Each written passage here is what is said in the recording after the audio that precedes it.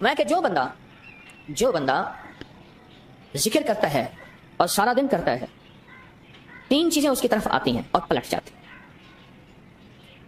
کتنی چیزیں؟ 3 چیزیں اس کی طرف آتی ہیں اور پلٹ جاتی ہیں۔ ایک، حادثے، آفات، بلیات، حادثے۔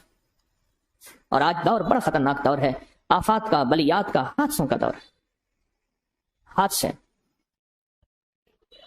دوسرا، شقاوت، بدبختی، میرے ماتھے کے اوپر بدبختی لکھ دی جائے، جو انسان اور جنات کے علاوہ کائنات کی ہر چیز پڑھ لے اور میں بدبختوں اور نامرادوں میں شمار ہو جاؤں۔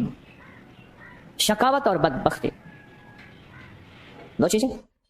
اور تیسری چیز جو ہے وہ اس سے بھی خطرناک ہے، وہ ہے نسلوں میں مسکنت کہ نسلیں فقیر بن جائیں، منگتی ہوں، در در کے بھکاری ہوں، اور ان کے پاس مال آئے تو مٹی ہو جائے، لوگوں کے پاس مال آئے تو سونا ہو جائے، ان کے ہاتھ میں مال آئے تو ریت کی طرح نکل جائے، اور لوگوں کے پاس چیزیں آئیں تو بہترین قیمتی بن جائیں۔ مسکنت، یہ 3 چیزیں لوٹ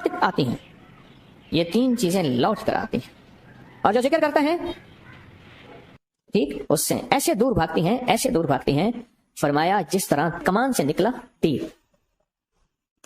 کس سے؟ جو ذکر کرتا ہے۔ کس سے؟ جو ذکر کرتا ہے۔ کس سے؟ اور کثرت سے ذکر کرتا ہے۔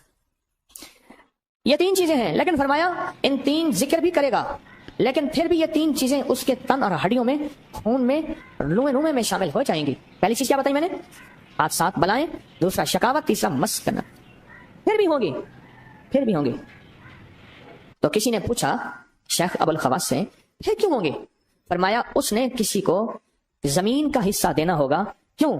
زمین کہتی ہے منہا خلقناکم، زمین کہتی ہے فیہا نعیدکم، زمین کہتی ہے منہا نخرجکم تارۃ اخری، زمین کہتی ہے کہ مجھ سے نکلا، مجھ میں آیا، پھر مجھ سے نکلے گا۔ میرا حصہ کھاتا ہے، بیٹی کا، بہن کا حصہ، یا کسی رشتہ دار یا کسی کا زمین کا حصہ، 1 انچ بھی جس نے کھایا، پھر وہ ذکر بھی کرے گا، تسبیحاں بھی کرے گا، اعمال بھی کرے گا، پھر اس کی طرف آفات اور بلائیں، اس کی طرف شقاوت، اور اس کی طرف مسکنت، اس کی طرف پھر ایسے آئیں گی جیسے کمان سے تیر نکلا ہے۔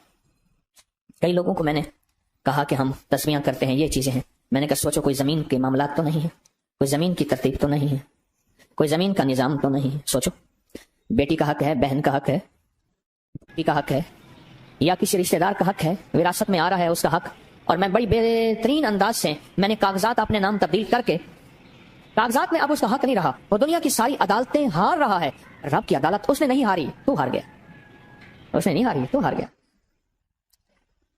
اور رب کی عدالت تو ہار گیا۔ پھر اور کیسے ہار گیا؟ آفات، بلائیں، مصیبتیں، شقاوت، بدبختیاں، بدنصیبیاں، اور مسکنت۔